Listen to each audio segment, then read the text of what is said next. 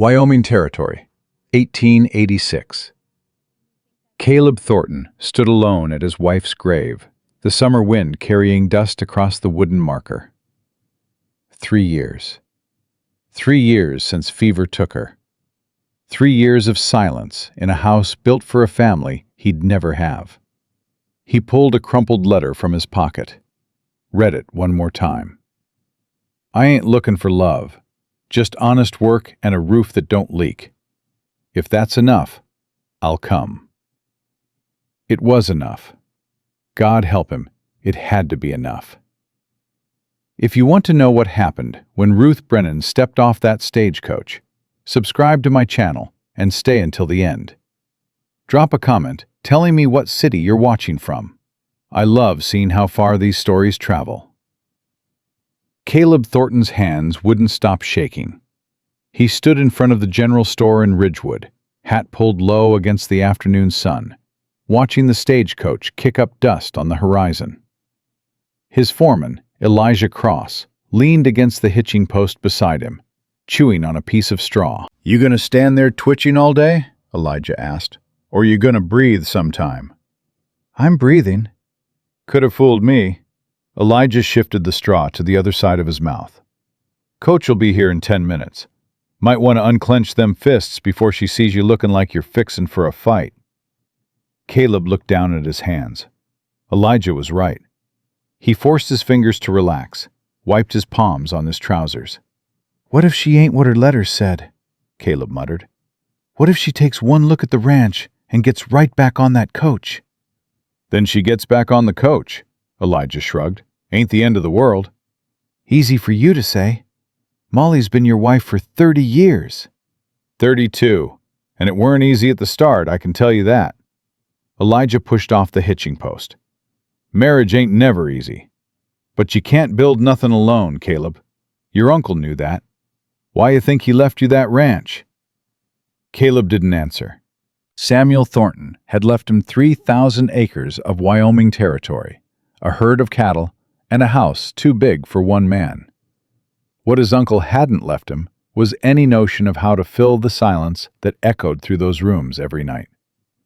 "She might be different," Elijah said quietly. "This Ruth Brennan. Her letters seemed solid." "Solid," Caleb almost laughed. "That's what you say about a fence post. Fence posts keep things standing. Ain't nothing wrong with solid." The stagecoach rounded the last bend, and Caleb's heart hammered against his ribs. 3 months of letters. 3 months of careful words written by candlelight, each one revealing a little more, promising a little less. Ruth Brennan hadn't made any grand declarations.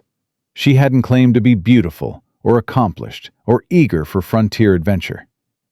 "I can cook, clean, and keep books. I don't complain about hard work. I don't have family that'll come causing trouble." If you're looking for pretty words and fancy promises, I ain't your woman. But if you need someone who'll stay when things get hard, I'm that. That letter had been the one that decided him. The coach pulled up in a cloud of dust, and the driver jumped down, yanking open the door. "Ridgewood! 20 minutes rest, folks!" A heavy-set man in a bowler hat climbed out first, then a young mother clutching a squalling baby. Caleb held his breath. Then she appeared. Ruth Brennan stood maybe 5'5", with brown hair pulled back in a practical knot that was already coming loose from the journey. Her dress was blue cotton, faded from washing, mended at the sleeve. She wasn't beautiful, not in the way of the painted ladies in the saloons or the fine women in the mail-order catalogs.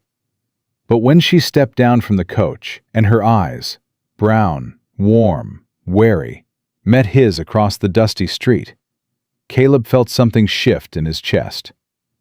She looked tired, bone-tired, the kind of tired that went deeper than a long journey. She looked like she'd been running a long time.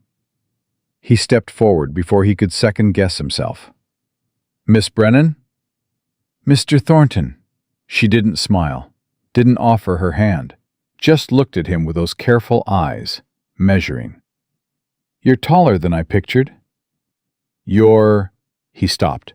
What could he say? You look like you ain't slept in a week? You look like you're about to bolt if I make one wrong move? You made it. I did. She glanced around the small town, the general store, the saloon, the church at the end of the street. This is Ridgewood? This is it. Ranch is about 15 miles west. We should get going if we want to make it before dark. All right. She turned back to the coach, pulling the single carpet bag from the luggage rack. That was all. One bag. Everything she owned in one worn bag. Elijah caught Caleb's eye and nodded once. Solid. This is Elijah Cross, Caleb said as they approached the wagon. My foreman. Been running the ranch since before my uncle passed. Ruth looked at Elijah. Really looked. Taking in the gray in his close-cropped hair. The strength still evident in his broad shoulders. The intelligence in his dark eyes. A lot of folks from back east got strange around former slaves. Ruth just nodded. Mr. Cross. Ma'am, Elijah tipped his hat. Welcome to Wyoming. Thank you. She let Caleb help her up onto the wagon seat, her hand small and calloused in his. A working hand. Mr. Thornton's letters said you and your wife have a cabin on the property. We do. Molly's been cooking for the hands since we come here 12 years back. She's looking forward to meeting you. Elijah climbed into the wagon bed. Ain't often we get new folks. The ride to Thornton Creek Ranch was mostly silent. Ruth sat straight-backed beside Caleb, her carpetbag clutched on her lap, watching the landscape roll by. Caleb found himself stealing glances at her profile. The slight upturn of her nose, the stubborn set of her jaw, the way her fingers kept twisting the handle of her bag. You can ask, she said suddenly, not looking at him. Ask what? Whatever it is you're chewing on. You've been staring at me since we left town. Heat crept up Caleb's neck. I wasn't. You were. It's all right. I reckon you got a right to be curious. She finally turned to face him. What do you want to know? 100 questions crowded his mind. Why did you really leave St. Louis? What are you running from? Why did you answer my advertisement when you could have found work anywhere? What came out was, Are you hungry? Something flickered in her eyes. Surprise, maybe. The ghost of a smile tugged at her lips. Starving, actually. The stage stop serves slop I wouldn't feed to pigs. Molly's got supper waiting. She's been cooking since dawn. Then I'm already in her debt. Ruth turned back to watch the road. Your letters said the ranch needs organizing. Books, supplies, household management. It does. I've been running it alone since my uncle died. I'm good with cattle, not so good with numbers. I'm good with numbers. She said it simply, a statement of fact. I kept books for a boarding house in Ohio, then for a family in St. Louis. I can have your account straight within a week. That fast? Numbers don't lie, Mr. Thornton. They're either right or they're wrong. People are the complicated ones. Caleb let that sit between them for a moment. You can call me Caleb. If this arrangement works out, seems strange to keep saying Mr. Thornton. Ruth was quiet so long, he thought she might not answer. Then, Ruth then, for me. Ruth.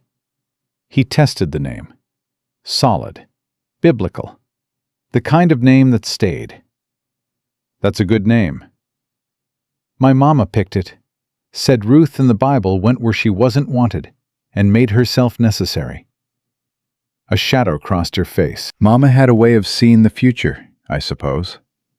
Before Caleb could ask what she meant, the ranch came into view.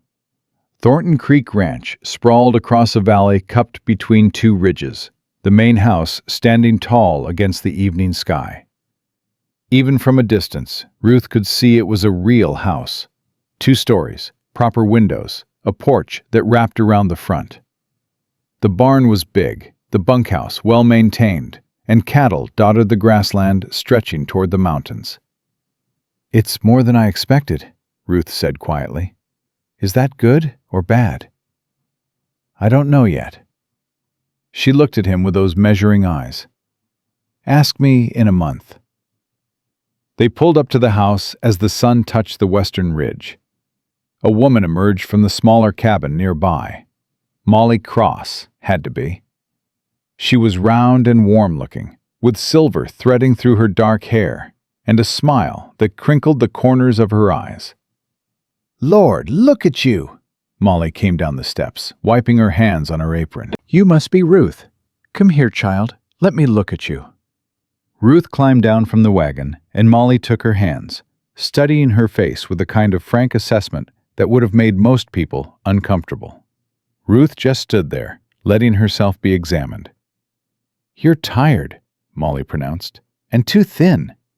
When's the last time you had a proper meal?" "I couldn't say, ma'am." "None of that ma'am business. I'm Molly." She tucked Ruth's arm through hers and started toward the main house. "Supper's on the table, and there's hot water ready for washing. Caleb, bring her bag. And don't just stand there gaping. Come eat before it gets cold." Caleb caught Elijah's eye. The older man was grinning. "Told you," Elijah said. "Solid." Supper was the best food Ruth had eaten in months. Fried chicken, mashed potatoes, green beans from Molly's garden, and biscuits so light they practically floated off the plate. Ruth tried to eat slowly, to remember her manners, but hunger won out. Molly watched her with satisfied approval. "That's right, eat up. You need feeding." "This is wonderful," Ruth managed between bites. "I haven't tasted cooking like this since—" She stopped abruptly. "Since?" Caleb prompted. "Since my mama." Ruth set down her fork. "She died when I was 10. My daddy passed a year later."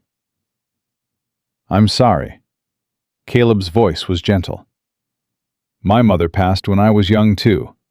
And my father, well, he lasted a few more years, but he wasn't ever really the same." Ruth looked at him, really looked, for the first time since meeting him. There was grief in his eyes, old and worn smooth by time. She recognized it because she saw the same thing in her mirror every morning. "Loss don't ever really leave, does it?" she said quietly. "It just settles in, becomes part of the foundation." "That's about the truest thing anyone's ever said to me."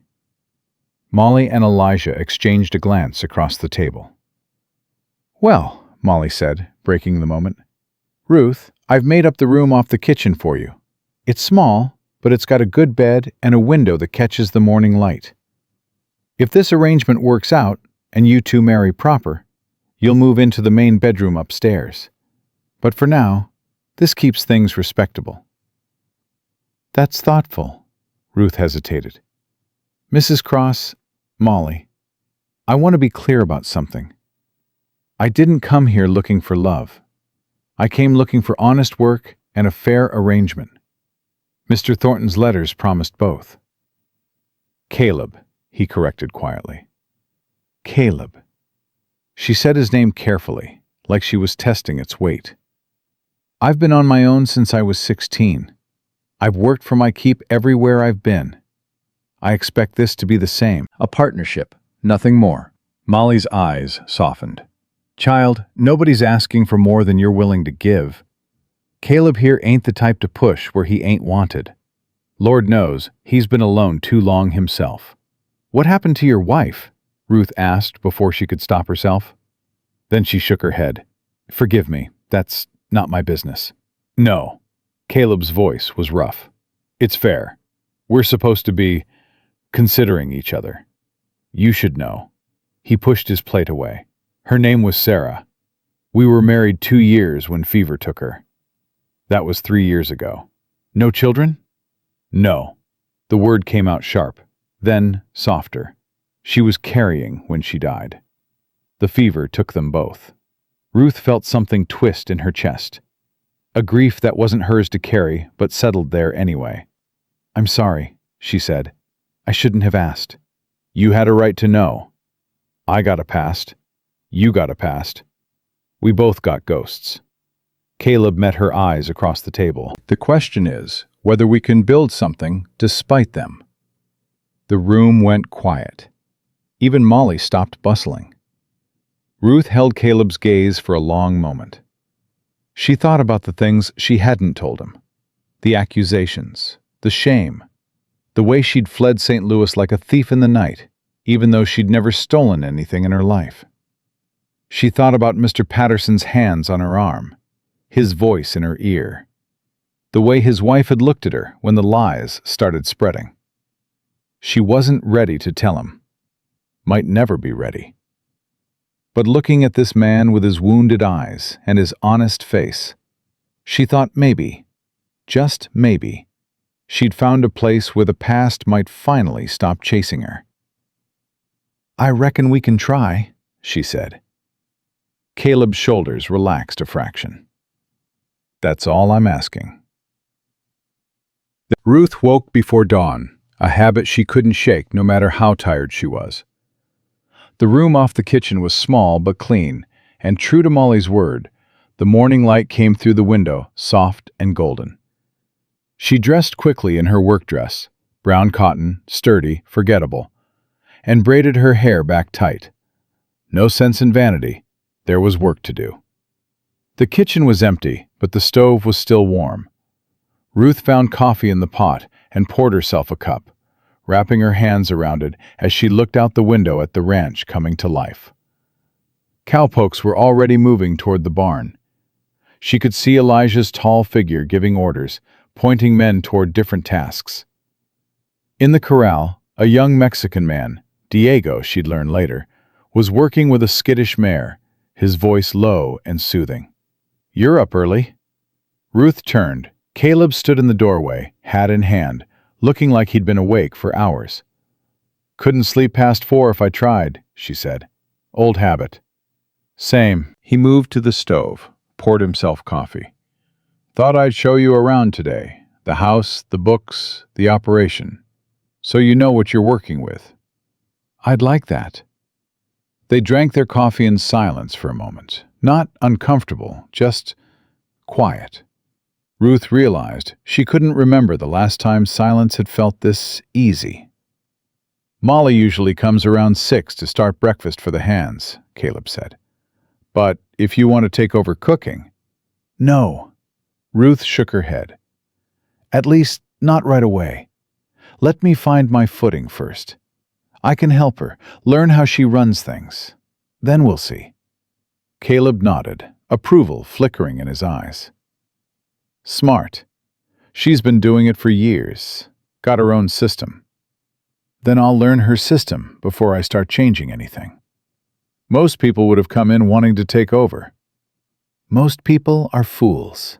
Ruth set down her cup. "Show me the books first. I want to know exactly what I'm dealing with." Caleb's office was a disaster.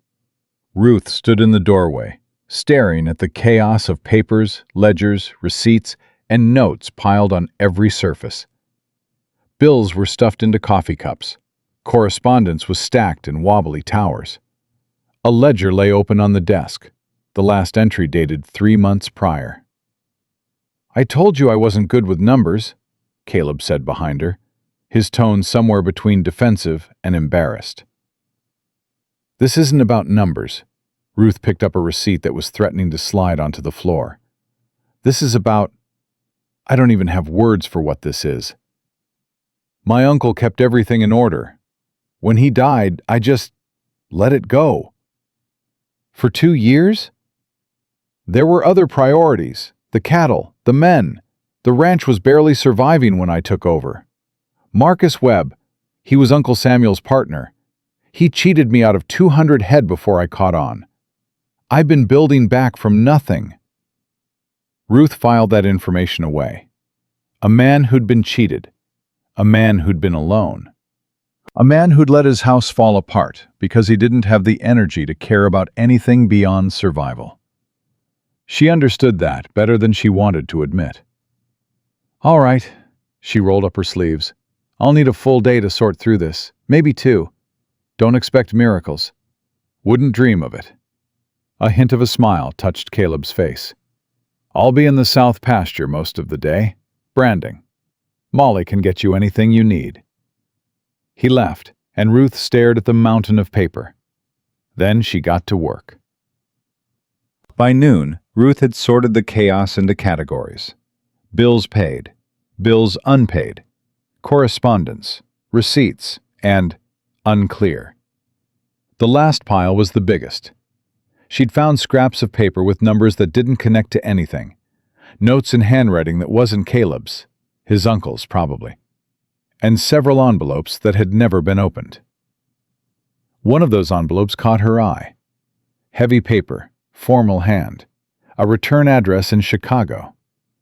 She hesitated. It wasn't her place to open Caleb's mail. But it had been sitting here for months, clearly forgotten. And the word urgent was stamped across the front. Ruth made a decision. She slipped a knife under the seal. The letter inside was from a lawyer, a firm called Morrison & Associates. Ruth read it once, then again, her heart starting to pound. "Dear Mr. Thornton, this letter serves as formal notice that Mr. Victor Shaw has filed a claim against Thornton Creek Ranch, citing breach of contract related to water rights agreements made with your late uncle, Samuel Thornton. Mr. Shaw alleges that the original agreement entitled him to access of Thornton Creek for irrigation purposes, and that you have unlawfully restricted said access." Ruth kept reading. The language was dense, legal, designed to intimidate. But the meaning was clear. Someone was trying to take Caleb's ranch. She was still holding the letter when Molly appeared in the doorway. "Ruth, you look like you've seen a ghost." "Molly," Ruth held up the letter. "How much do you know about a man named Victor Shaw?" Molly's expression went dark. "I know enough to spit when I hear his name. Why? What's that?" "Trouble." Ruth set the letter down carefully. "I think Caleb needs to come back from the south pasture." Caleb read the letter 3 times before he spoke. "When did this come?" "The envelope's dated 5 months ago." Ruth watched his face, saw the anger building behind his eyes. "It was in the pile, unopened." 5 months. Caleb's hand crumpled the edge of the paper. "That snake's been filing claims against me for 5 months, and I didn't even know." "Who is Victor Shaw?" Ruth asked. "Owns the biggest spread in the territory, the Double S, south of here.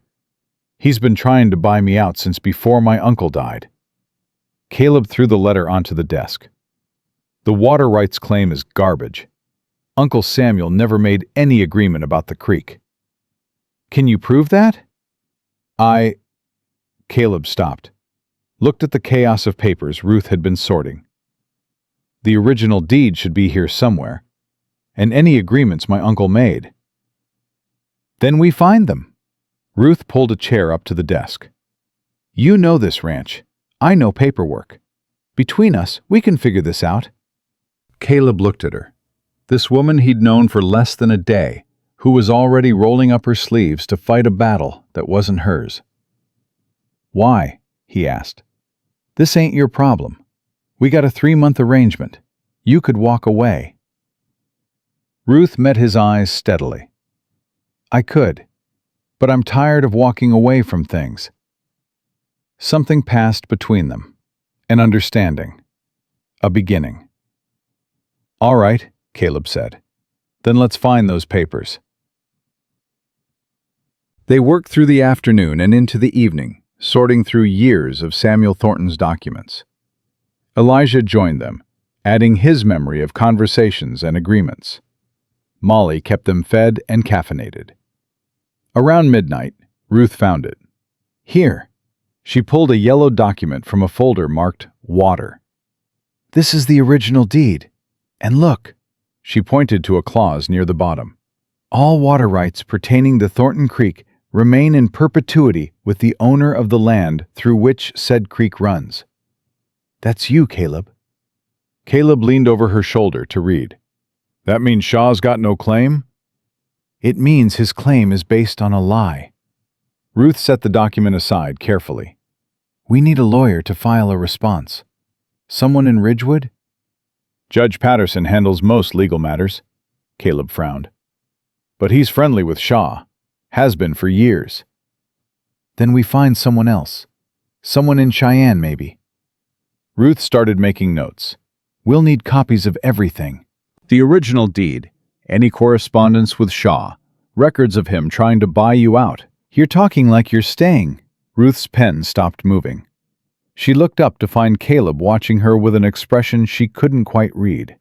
I told you, she said carefully. I'm tired of running. This is more than you signed up for. Legal battles. A man like Shaw, he don't fight fair. He'll make trouble. For the ranch. For me. Caleb's voice dropped. For you. Then I guess I'll have to make trouble right back. A slow smile spread across Caleb's face. The first real smile she'd seen from him. You know something, Ruth Brennan? I think you might be exactly what this ranch needed. Don't get sentimental. But she was almost smiling too. We still got work to do.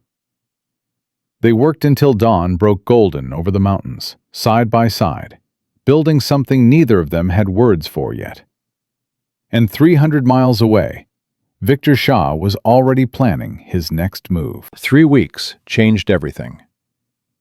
Ruth learned the rhythm of Thornton Creek Ranch, the way she'd learned everything in her life, by watching, listening, and working harder than anyone expected. She rose before dawn. She kept the books balanced to the penny. She helped Molly in the kitchen without trying to take over. She earned her place, one task at a time. And somewhere along the way, she stopped counting the days until she could leave. You're staring again, she said without looking up from the ledger. Caleb leaned against the office doorway, arms crossed. Just wondering how you made sense of that mess so fast. Numbers don't argue. They just tell the truth. Ruth set down her pen. Speaking of truth, we got a response from the lawyer in Cheyenne. Mr. Harrison says Shaw's claim won't hold up in court. But he also says Shaw knows that. Then why file it? To make you spend money fighting it. To wear you down. To make selling look easier than fighting. Ruth met his eyes. He's patient, Caleb. Men like him always are. Caleb pushed off the doorframe. Men like him? Rich men. Powerful men. Men who think they can take whatever they want because no one's ever told them no. Something dark flickered across her face. Caleb noticed, but didn't push. He was learning that Ruth revealed herself in pieces, small truths scattered like breadcrumbs. Push too hard, and she'd go silent for days. The lawyer wants a retainer, Ruth continued, her voice steady again. $50. I can pull it from the operating fund without hurting the ranch. Do it. Already done. A ghost of a smile touched her lips. I figured you'd say that. You figured right. Caleb moved closer, looking over her shoulder at the neat columns of numbers. What else did you figure? That you haven't eaten since breakfast. That you've been in the south pasture since dawn. That Molly's got supper ready, and she's about 3 minutes from coming in here and dragging us both to the table by our ears. As if on cue, Molly's voice rang from the kitchen. Caleb Thornton! Ruth! If you two don't get in here right now, I'm feeding your portions to the dogs. Caleb laughed. A real laugh. Full and warm. Ruth felt something flutter in her chest that she immediately pushed down. Guess we better go, he said. Guess we better. They walked to the kitchen together, close enough that their shoulders almost touched. Supper was beef stew with fresh bread, and the conversation flowed easier than it had those first awkward days. Elijah told stories about the early years with Samuel Thornton. Molly fussed over everyone's plates. Diego, who'd started joining them for evening meals, practiced his English with Ruth's patient correction. "You say, 'I am going,'" Ruth explained. "Not, 'I go.'" "I am going to the barn," Diego repeated carefully. "I am going to feed the horses." "Perfect." "Senora Ruth is a good teacher," Diego said to Caleb. "Better than the schoolmarm in town." "She's better than most at everything," Caleb said quietly. Ruth's fork paused halfway to her mouth. She looked at him, found him looking back with an expression that made her breath catch. "Well," Molly said, breaking the moment with a knowing smile, "I'd say we're all getting on pretty well around here." The kitchen door banged open. One of the younger hands, Billy, barely 18, stood there, chest heaving, face white as chalk. "Boss, you need to come, now!" Caleb was on his feet before Billy finished speaking. "What happened?" "The north fence. Someone cut it. The whole herd's scattered." Ruth watched Caleb's face go hard, watched his hands curl into fists, watched the rancher replace the man who'd been laughing just moments before. "How many head?" "Don't know yet. Could be 100. Could be more." "Elijah, get the men. We ride in 10 minutes. Caleb grabbed his hat from the hook. "Ruth, I'll be here when you get back." She stood, already clearing plates. "Go." He paused at the door, looking at her with something she couldn't name. "Lock the doors tonight." "Caleb, please." It wasn't a request. It was fear. Fear for her. "I'll lock them," she said. He nodded once and was gone. Ruth stood in the empty kitchen, listening to the thunder of hooves fade into the night. Her hands were steady as she finished clearing the table. Her heart was not. "He's worried about you," Molly said softly. "First time I've seen him worried about anyone in years." "He shouldn't be. I can take care of myself." "I know you can, child." Molly touched her arm gently. "But sometimes it's nice to have someone worry anyway." Ruth didn't answer. She wasn't sure she knew how. They found the cattle scattered across 3 miles of grassland. It took until dawn to round them up, and when the count came in, Caleb felt his stomach drop. 23 head missing," Elijah reported. "Could have wandered further. Could have been rustled. Could have been Shaw. Can't prove it. Don't need to prove it. I know." Caleb stared at the cut fence, the clean edges that no animal could have made. He's sending a message. What are you going to do? Caleb thought about Ruth's words. Patient. Men like him always are. Nothing. Yet. He rode back to the ranch as the sun climbed higher, exhaustion pulling at his bones. He expected to find the house quiet, everyone sleeping off the long night. Instead, he found Ruth on the porch, coffee in hand, watching him approach. "You didn't sleep," he said, dismounting. "Neither did you." "I was working." "So was I." She held out the cup. "Molly's coffee, strong enough to wake the dead." He took it, their fingers brushing. She didn't pull away. "How bad?" she asked. 23 head, maybe more." "Shaw?" "Can't prove it." "But you know." "Yeah." Caleb drained the coffee in one long swallow. "I know." Ruth was quiet for a moment. Then, "I've been thinking about how to fight back without fighting." "What do you mean?" "Shaw wants you isolated, alone, easier to break." She stepped closer, lowering her voice even though no one else was around. "So we do the opposite. We build alliances. The other ranchers, the townspeople. We make it so attacking you means attacking the whole community." Caleb stared at her. "You've been thinking about this all night?" "I've had practice. Surviving men like Shaw, I mean." That shadow crossed her face again. You don't beat them by being stronger. You beat them by being smarter, by having more friends than they do. And how do we make friends? Molly mentioned a church social next Sunday. Everyone in the territory comes. Ruth's chin lifted. We should go, together. The implication hung between them. Together. As a couple.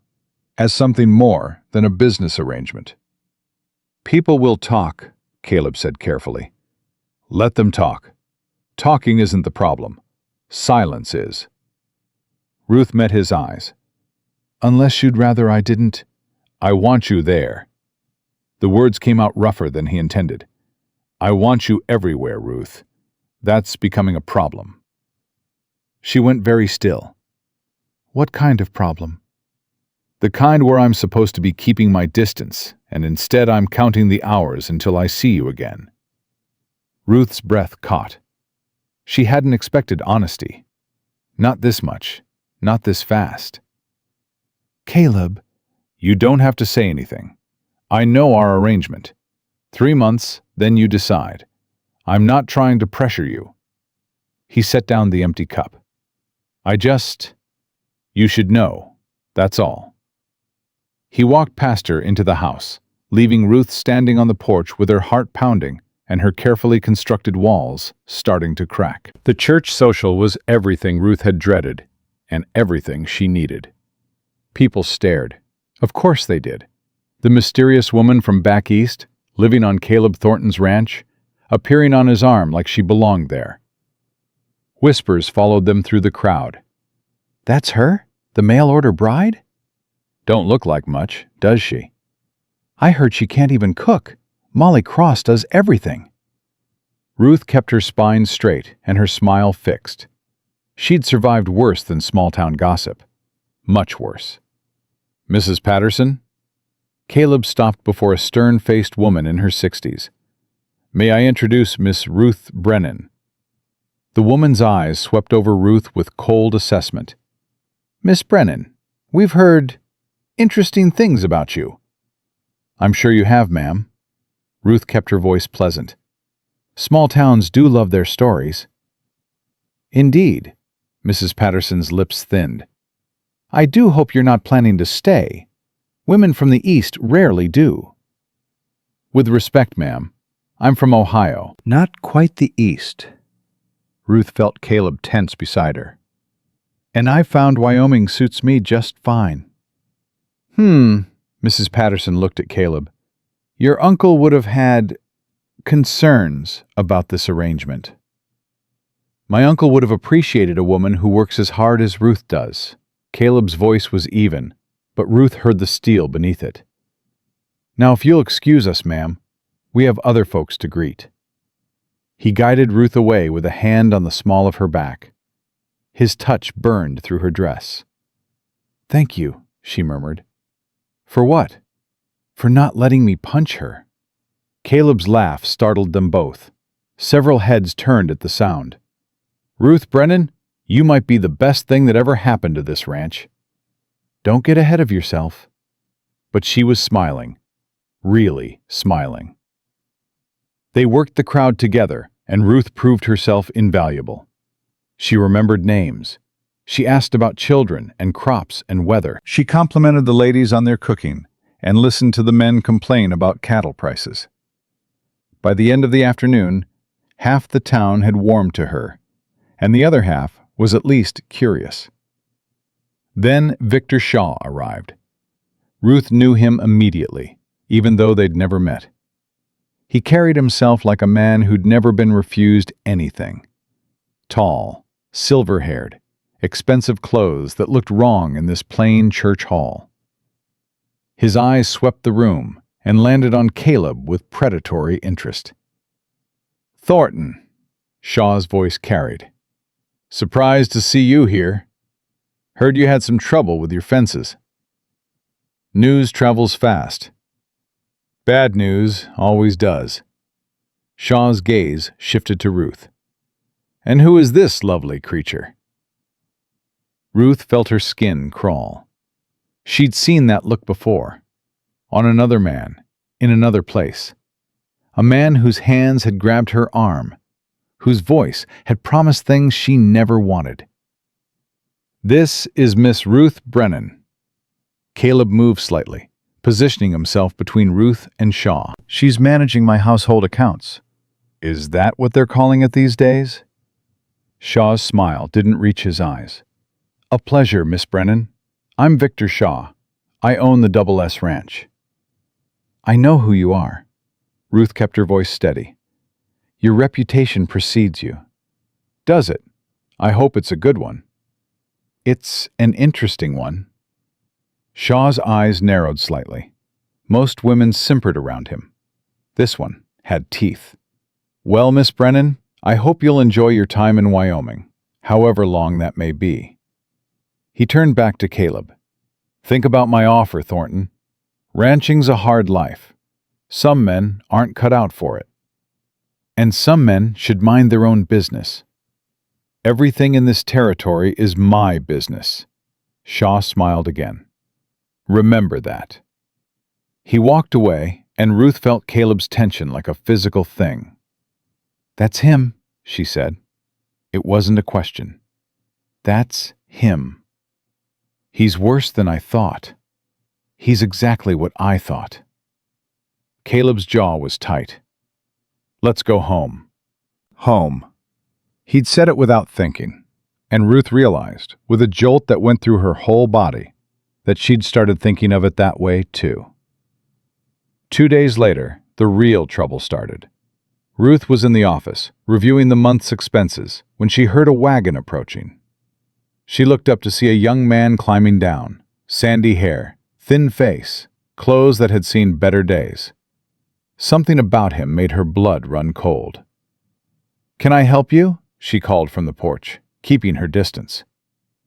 "I'm looking for Ruth Brennan." The man's voice was familiar. Too familiar. "My sister." The world tilted. "Thomas?" He turned, and Ruth saw her baby brother's face. Older now, harder, but still the same boy she'd left behind in Ohio 6 years ago. "Ruth," his voice cracked. "I finally found you." She came down the steps slowly, afraid he might disappear if she moved too fast. "How? How did you find me?" "Your letters to the general delivery in Cheyenne. I've been tracking you for months." Thomas stopped a few feet away, uncertainty in his eyes. "You're not an easy woman to find. That was the point." "I know." He swallowed hard. "Ruth, I need to tell you something. About St. Louis. About Mr. Patterson." Ruth's stomach dropped. "Thomas, don't. He's dead." Thomas said it fast, like ripping off a bandage. "Heart attack, 6 months ago. And before he died, Ruth, he confessed. He told his wife everything.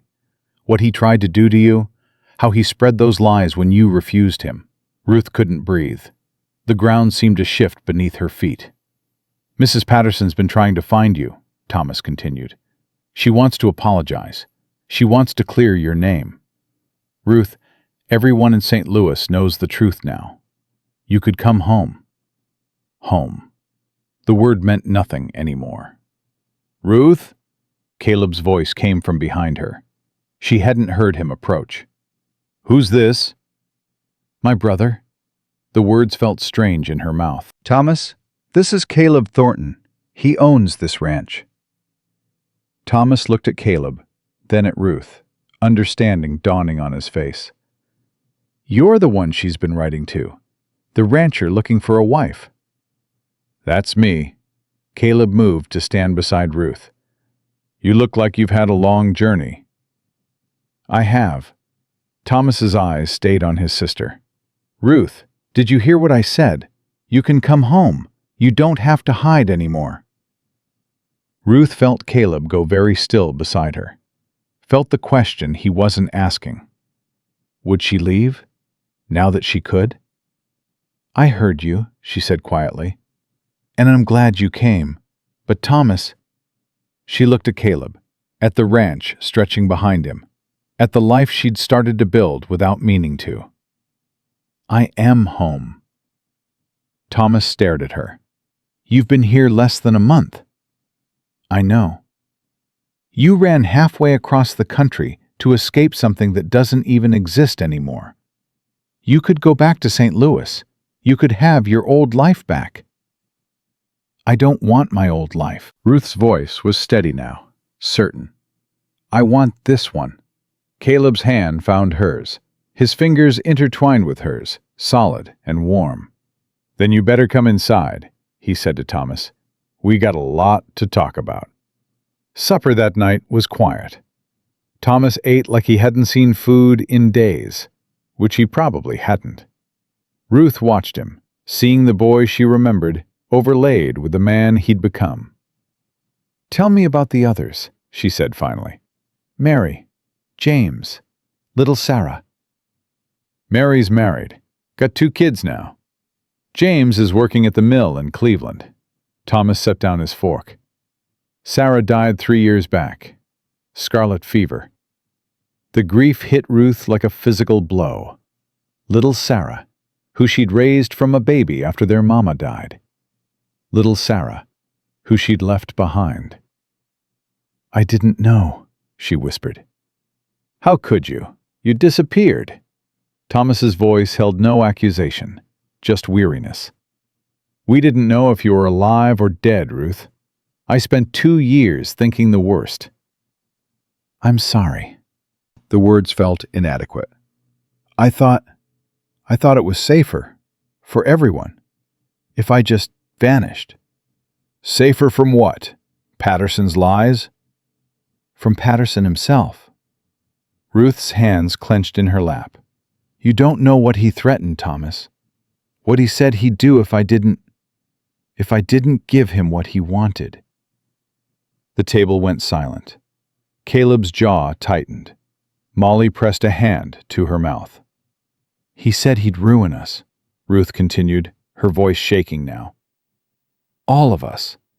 Said he had connections. Said he could make sure none of us ever worked again in St. Louis. Said worse things, too. Things I won't repeat. Ruth. Thomas reached for her hand. So I ran. I thought if I was gone, he'd leave you alone. I thought I was protecting you. Tears she'd held back for years finally spilled over. I didn't know he'd die. I didn't know the truth would come out. I just knew I couldn't stay, and I couldn't fight, and I couldn't... She couldn't finish. Caleb's arms came around her, pulling her against his chest. She buried her face in his shirt and let herself break. Just for a moment. It's all right, he murmured against her hair. You're safe now. You hear me? You're safe. Thomas watched them, something shifting in his expression. Understanding, maybe. Or acceptance. I'm sorry, he said quietly. I didn't know. I was angry for so long, thinking you'd abandoned us. But I didn't know. Ruth pulled back, wiping her eyes. You had a right to be angry. Maybe. But I don't want to be angry anymore. Thomas stood, moved around the table, and wrapped his arms around his sister for the first time in 6 years. I'm just glad you're alive. I'm glad you're happy. I am, Ruth whispered. I really am. Over Thomas's shoulder, she met Caleb's eyes. The look in them stole her breath. He loved her. She could see it plain as day. And God help her, she was starting to love him back. Thomas stayed a week. He helped with the ranch work, proving himself useful despite his city-soft hands. He ate Molly's cooking like every meal was a miracle. He told Ruth stories about the siblings she'd left behind, filling in the gaps of the years she'd missed. And he watched Caleb and Ruth together with growing approval. He's a good man, Thomas said on his last night, sitting on the porch with Ruth while the stars came out. Better than I expected. He is. You love him. Ruth was quiet for a long moment. I think I do. I didn't mean to. It wasn't part of the plan. Plans change, Thomas bumped her shoulder. The best things usually aren't planned anyway. When did you get so wise? When my sister left and I had to figure things out for myself. But he was smiling. Ruth, I'm not going to tell you what to do. Lord knows you never listened anyway. But if you've found something good here, don't let fear take it from you. I'm not afraid. Yes, you are. You've been afraid so long, you don't remember what it feels like to not be. Thomas stood, looking down at her with their mother's eyes. But I think Caleb Thornton might be worth the risk. He went inside, leaving Ruth alone with the night and her thoughts. She sat there for a long time, watching the stars wheel overhead. She heard the door open behind her, knew without looking that it was Caleb. Thomas settled in? Yeah. Caleb sat down beside her, close enough that their arms touched. He's a good kid. He's not a kid anymore. That's my fault. It's Patterson's fault, not yours. Caleb's voice was firm. Ruth, look at me. She turned, and his face was inches from hers. I know we said 3 months, he said quietly. I know we agreed to keep this practical. But I can't pretend anymore. I love you. I've loved you since you stepped off that stagecoach with your one bag and your stubborn chin and your eyes that saw right through me. Caleb, you don't have to say it back. You don't have to decide anything tonight. But I needed you to know. Whatever happens with Shaw, whatever comes next, I want to face it with you. Not because of the arrangement, because of you. Ruth's heart hammered in her chest. Every instinct she developed over years of survival screamed at her to pull back, to protect herself, to run. But she was tired of running. I love you too, she whispered. Caleb's breath caught. You don't have to. I know I don't have to. I want to. I love you, Caleb Thornton. And I'm terrified, and I don't know how to do this, but I want to try. His hand came up to cup her face, gentle as a prayer. Then let's try together. He kissed her under the stars, and Ruth felt something inside her that had been clenched tight for years finally begin to release. She was home. She was loved. She was staying. And tomorrow, they would face whatever came next. Together. Thomas left on a Tuesday morning, promising to write, promising to visit again.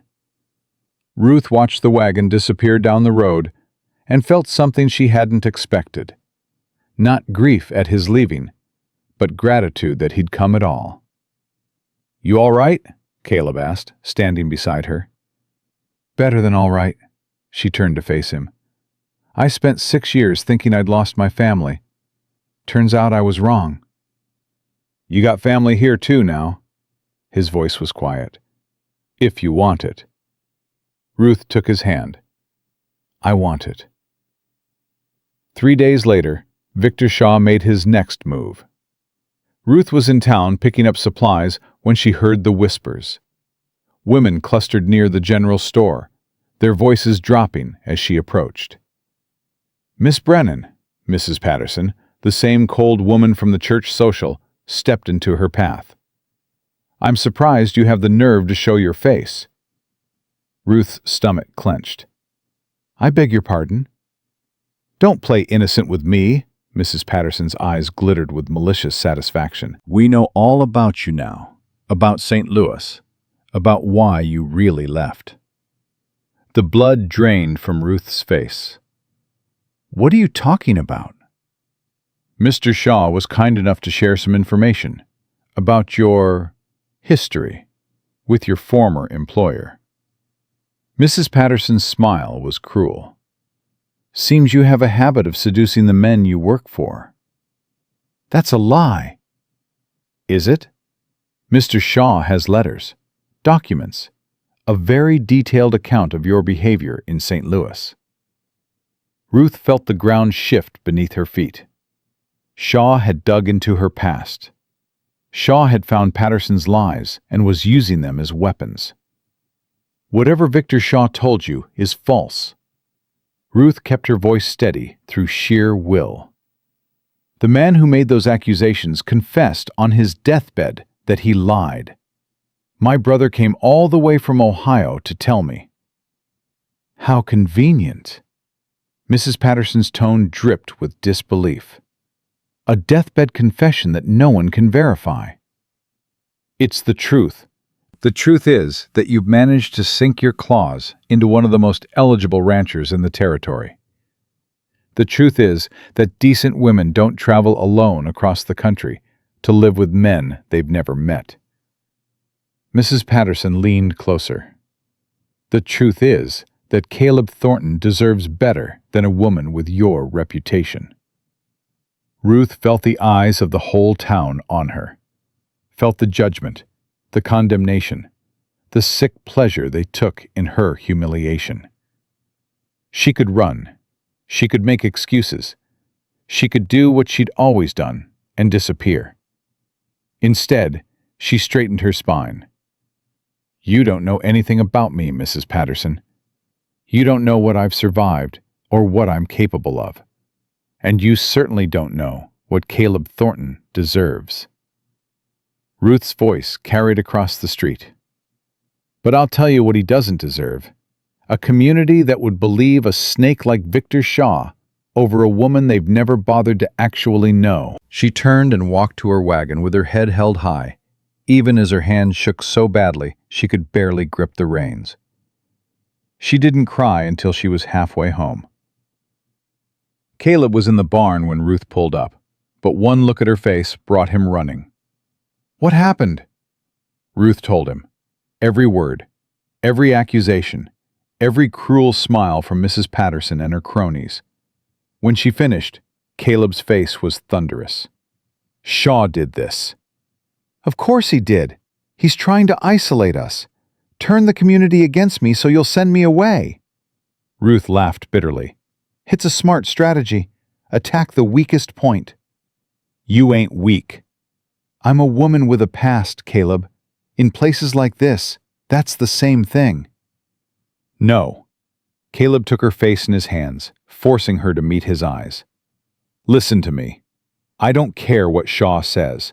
I don't care what Mrs. Patterson thinks. I know who you are, Ruth. I've seen who you are every single day for the past month. But the town can go to hell. His voice was fierce. I didn't bring you here for them. I brought you here for me, for us. And if they can't see what I see, that's their loss. Tears spilled down Ruth's cheeks. I'm so tired, Caleb. I'm so tired of fighting, of defending myself against lies that just keep following me. Then let me fight for you. You can't fight rumors. Watch me. He kissed her forehead, gentle despite the anger still crackling in his eyes. We're going to town tomorrow, together, and I'm going to make damn sure everyone knows exactly where I stand. Ruth wanted to argue, wanted to protect him from the fallout, but the look in his eyes stopped her. For the first time in her life, someone was willing to fight for her. And God help her, she was going to let him. The next morning, Caleb rode into Ridgewood like a man going to war. He stopped first at the general store, where Mr. Henderson was sweeping the porch.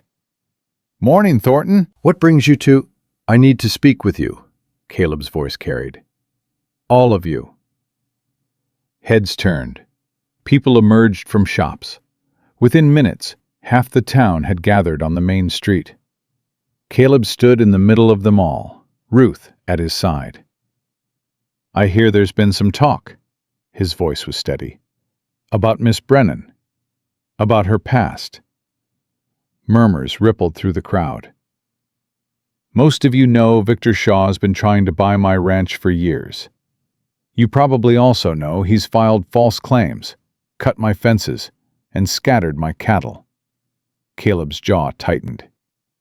Now he's spreading lies about the woman I intend to marry. Gasps. Whispers. Mrs. Patterson's face went sour. The accusations against Ruth Brennan are lies. Lies told by a man who tried to force himself on her and then destroyed her reputation when she refused. Caleb's voice rose. That man confessed before he died. His widow wants to apologize. The truth is documented and sworn. How do we know you're not just, someone started. Because I'm telling you, Caleb cut them off. I've never lied to any of you, never cheated you, never given you reason to doubt my word. And I'm telling you now, Ruth Brennan is the most honorable woman I've ever met. If you believe Victor Shaw over me, then you don't know me at all. Silence. Heavy. Waiting. Elijah stepped forward from where he'd been standing with Molly. I've known Caleb Thornton since he was a boy, visiting his uncle's ranch. I've known Ruth Brennan for a month. And I can tell you, both of them are people of character. Shaw ain't. Never has been. Shaw cheated my husband out of 50 head of cattle last spring, a woman's voice called out. Mrs. Thompson, the rancher's wife who'd traded bulls with Caleb. Made it look legal, but everyone knew. He tried to buy my place for half its worth when my husband died, another woman added. Said I'd never manage alone. Said I'd be grateful for any offer. More voices joined, more stories, more people who'd been on the wrong end of Victor Shaw's ambition. Ruth felt Caleb's hand tighten on hers. Shaw wants to divide us, Caleb said. Wants us fighting each other so he can pick us off one by one. I say we don't let him. A long moment passed. Then Mr. Henderson nodded slowly. You've always been square with us, Thornton. Your word's good enough for me. One by one, others nodded. Not everyone. Mrs. Patterson stood rigid with disapproval. A few others looked unconvinced. But enough. Enough to matter. Caleb turned to Ruth. Ready to go home? Yes. Her voice was thick with emotion. I'm ready. They drove back to the ranch in silence, but it wasn't the heavy silence of fear or uncertainty. It was the quiet of two people who'd just faced a battle together and won. You didn't have to do that, Ruth finally said. Yes, I did. It could have backfired. They could have turned on you too. Then they would have turned. Caleb looked at her. Ruth, there ain't nothing in this world worth having if you're not willing to fight for it. My uncle taught me that. The war taught me that. And you, he stopped the wagon. You taught me that some things are worth risking everything for. Caleb. Marry me. Ruth's breath caught. What? I know we said 3 months. I know it's only been 6 weeks. But I don't want to wait anymore. I don't want to pretend this is just an arrangement or a trial period. He took her hands. I love you, Ruth Brennan. I want to spend the rest of my life with you. I want to build something together, something real, something that lasts. Tears blurred her vision. I'm still scared. So am I. But I'm more scared of losing you than I am of anything else. Ruth looked at this man, this stubborn, honorable, wounded man, who'd stood in front of his whole community and declared his faith in her. This man who'd seen her at her worst and loved her anyway. Yes, she whispered. Yes? Yes, I'll marry you. Yes, I want to build something with you. Yes, I love you. She was laughing and crying at the same time. Yes to all of it. Caleb kissed her, right there in the middle of the road, and Ruth felt something she'd stopped believing in years ago. Hope. They were married the following Sunday. It was a small ceremony. Elijah stood as Caleb's witness. Molly stood as Ruth's. Diego and the other ranch hands cleaned up and watched from the back of the small church. Reverend Miller kept the service short and sweet. Do you, Caleb Thornton, take this woman to be your lawfully wedded wife? I do. Do you, Ruth Brennan, take this man to be your lawfully wedded husband? Ruth looked at Caleb, at the love shining in his gray eyes, at the future stretching out before them. I do. Then, by the power vested in me, I pronounce you husband and wife. Caleb, You may kiss your bride." He kissed her soft and sweet, a promise sealed. The small group cheered. Molly cried. Even Elijah's eyes looked suspiciously bright. As they walked out of the church, Ruth felt lighter than she had in years. The past was behind her. The lies couldn't touch her anymore. She had a husband who loved her, a home that was truly hers, and a future worth believing in. Then she saw Victor Shaw standing across the street. He didn't approach, didn't speak, just stood there with his arms crossed and a smile that made Ruth's blood run cold. Caleb's arm tightened around her. "Ignore him. He's watching us. Let him watch. He can't hurt us." But Shaw's smile said otherwise. Shaw's smile said, this wasn't over. It was just beginning. 2 weeks after the wedding, the first shots were fired. Ruth was hanging laundry behind the house when she heard it. A crack, sharp and unmistakable, followed by the thud of something hitting wood. She dropped the sheet she was holding and ran. "Caleb!" He emerged from the barn at a dead sprint. "Get inside, now!" What's happening? Someone's shooting. Get inside. Another crack, another thud. This time Ruth saw the puff of dust where the bullet hit the fence post. Caleb shoved her toward the house. "Move!" They made it to the porch as Elijah came running from the bunkhouse, rifle in hand. Diego and 2 other hands followed, weapons drawn. "Shots came from the ridge," Elijah said. 2, maybe 3 shooters. "Shaw." Caleb's voice was cold. "Can't prove it." "Don't need to prove it." Caleb grabbed his rifle from beside the door. "Ruth, stay inside. Don't come out for any reason." "Caleb, don't." "I mean it." He gripped her shoulders. "Promise me." The fear in his eyes stopped her argument. "I promise." He kissed her hard and fast, then ran toward the ridge with his men. Ruth waited. Minutes stretched into hours.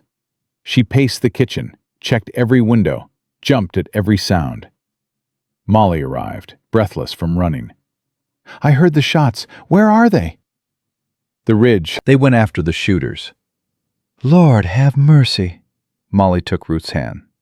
"Come, sit down. You'll wear a hole in the floor." "I can't sit. I can't."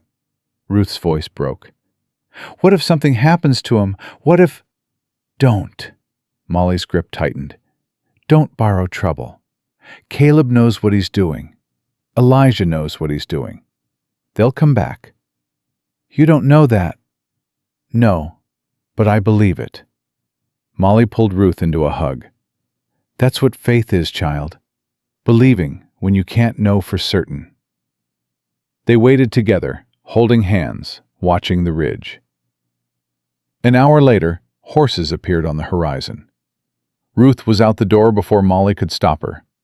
She ran across the yard, heart pounding, counting figures.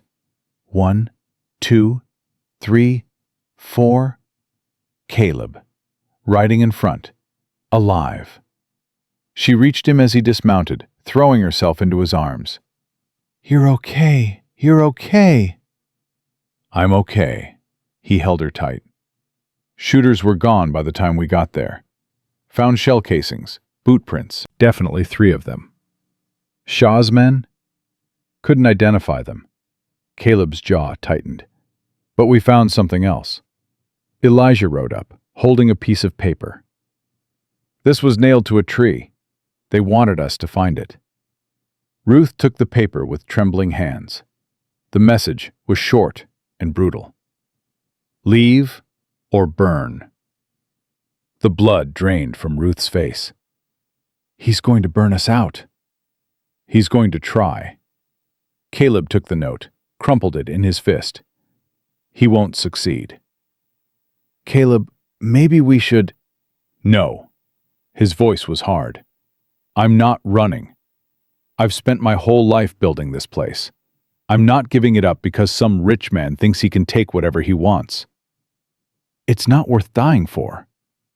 It's worth fighting for. Caleb cupped her face. You're worth fighting for. Everything we're building here is worth fighting for. I won't let fear make that decision. Ruth saw the steel in his eyes. Saw the boy who'd survived the war, the man who'd built a ranch from nothing, the husband who'd promised to protect her.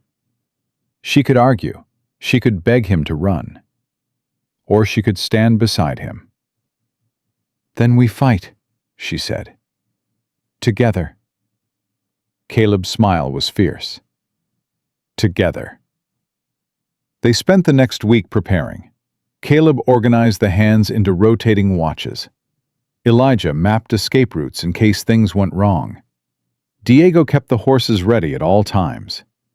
Ruth gathered supplies, food, water, medical supplies, and stored them in the root cellar. And still, they waited. Shaw made no more moves, no more shots, no more threats. The silence was almost worse than the violence. "He's waiting for us to let our guard down," Caleb said one night, lying beside Ruth in the darkness. "Or he's planning something bigger." That too. Caleb pulled her closer. "Are you sorry you stayed?" Ruth turned to face him. "What?" "You could have been safe in Ohio by now, with your brother." With people who don't want to burn your house down. I could have. Ruth traced the line of his jaw. But then I wouldn't have you. Ruth, Caleb, listen to me. I spent years running from things. From Patterson, from shame, from anyone who might hurt me. And you know what I learned? Running doesn't make you safe. It just makes you alone. She kissed him softly. I'd rather face danger with you than live safely without you. His arms tightened around her. God, I love you. I love you too. Now get some sleep. Tomorrow's another day of waiting. But tomorrow brought something none of them expected. Ruth was in the kitchen when she heard the wagon. She looked out the window and froze. It was Shaw, in their yard, alone. Caleb! She grabbed the rifle from beside the door. Caleb appeared from the barn, Elijah at his side, both armed, both tense. That's close enough, Shaw, Caleb's voice carried across the yard. Shaw held up his hands, showing he was unarmed. I come in peace, Thornton. I want to talk. We got nothing to talk about. I think we do. Shaw climbed down from his wagon slowly. I'm here to make you an offer. The answer's no. You haven't heard it yet. Don't need to. Whatever you're selling, I ain't buying. Shaw smiled that cold smile. Even if what I'm selling is the truth about your wife? Ruth felt ice spread through her veins. Get off my land, Caleb growled. Did she tell you everything about St. Louis? Did she tell you about the child? The world stopped. Ruth couldn't breathe, couldn't move, couldn't do anything but stand there as Shaw's words landed like bullets. There wasn't just an accusation. Shaw's voice was almost pleasant. There was a baby, Patterson's baby. That's why she really left. That's what she's been hiding from you. Caleb turned to look at Ruth, and Ruth, who had promised herself she would never lie to him, felt her whole world crumble. Is it true? Caleb's voice was barely a whisper. Ruth opened her mouth, closed it, opened it again. Not the way he's telling it. Her voice shook. Caleb, please, let me explain. The pain in his eyes was unbearable. Shaw watched them both, satisfaction spreading across his face like poison. I'll leave you two to discuss it, he said, climbing back onto his wagon. My offer stands, Thornton. Sell me the ranch. Take your wife and whatever secret she's still keeping and start over somewhere else. It's the smart move. He drove away, leaving devastation in his wake. Ruth stood frozen on the porch. Caleb stood frozen in the yard. Between them, Shaw's words echoed like thunder. Caleb, Ruth's voice cracked, please, It's not what you think." He didn't answer, didn't move, just stood there with his back to her, shoulders rigid. "There was a baby," she forced the words out. "But it wasn't Patterson's. It wasn't... Caleb, I was never with Patterson. Never." What he tried to do, I fought him off. But there was someone else, before, a man I thought loved me. Still nothing. I was 18. He promised to marry me. Then he disappeared, and I found out I was pregnant, and Ruth choked on a sob. "I lost the baby. Fever. I was sick for weeks. When I recovered, Patterson started his harassment, and I couldn't tell anyone about any of it. The shame was too much." Caleb finally turned. His face was unreadable. "Why didn't you tell me?" "Because I was afraid." Tears streamed down Ruth's face. "Afraid you'd look at me the way you're looking at me right now." "How am I looking at you?" "Like I'm a stranger. Like everything between us was a lie." Caleb closed his eyes. When he opened them, Ruth saw something she hadn't expected. Not anger, not betrayal. Pain. Deep, wounded pain. "I'm not upset about the baby," he said quietly. "I'm not upset about some man from your past. I'm upset because you didn't trust me enough to tell me." "I was going to." "When? After our first anniversary? Our fifth?" His voice broke. "Ruth, I stood in front of the whole town and declared my faith in you. I married you. I promised you everything I have and everything I am. And you couldn't give me the truth?" "I was afraid of losing you." "And now?" Ruth felt the ground crumbling beneath her feet. "Am I?" Caleb was silent for a long, terrible moment. Then he walked past her into the house and closed the door. Ruth stood alone on the porch, watching the sun set on everything she'd built. And somewhere in the distance, Victor Shaw was smiling. Ruth didn't sleep that night. She sat in the kitchen, wrapped in a shawl, listening to the silence of a house that had become her home. Upstairs, Caleb's footsteps had gone quiet hours ago. Whether he was sleeping or lying awake like her, she couldn't know. Molly found her there at dawn. "Child?" Molly's voice was soft. "You look like death." "Feel like it, too." Molly sat down across from her. "Elijah told me what happened, what Shaw said." "It's true, most of it." Ruth's voice was hollow. "I should have told Caleb. I should have trusted him." "Yes, you should have." Molly's tone was gentle but firm. "But you didn't. And now you got to figure out what comes next." "What if there is no next? What if he can't forgive me?" "Then you'll survive. You've survived worse." Molly took her hand. "But I've known Caleb Thornton most of his life. He's hurt right now. Hurt makes people do foolish things. But underneath all that hurt is a man who loves you something fierce. Love ain't always enough." "No, but it's a start." Molly squeezed her hand. "Give him time. And when he's ready to talk, tell him everything. No more secrets." "What if—" The kitchen door opened. Caleb stood there, looking as wrecked as Ruth felt. His eyes were red-rimmed, his jaw shadowed with stubble. Molly rose quietly. "I'll leave you two alone." She slipped out, closing the door behind her. Silence stretched between them like a chasm. "I didn't sleep," Caleb finally said. "Neither did I." He moved to the stove, poured himself coffee with hands that weren't quite steady. Ruth watched him, afraid to speak, afraid to breathe. "Tell me everything." His voice was rough. "From the beginning. Don't leave anything out." Ruth closed her eyes, drew a breath, and began. "His name was Daniel Foster. I met him when I was 17. He worked at the mill near our farm in Ohio. He was handsome and charming, and he said all the right things." Her voice caught. "I was young and stupid, And I believed him. Caleb said nothing, just listened. He courted me for 6 months, said he loved me, said he wanted to marry me. And I— Ruth's cheeks burned with old shame. I let him. I thought we were going to spend our lives together. What happened? He disappeared.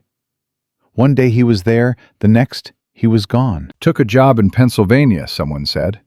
Left no word, no address, nothing. Ruth's hands twisted in her lap. A month later, I realized I was carrying his child.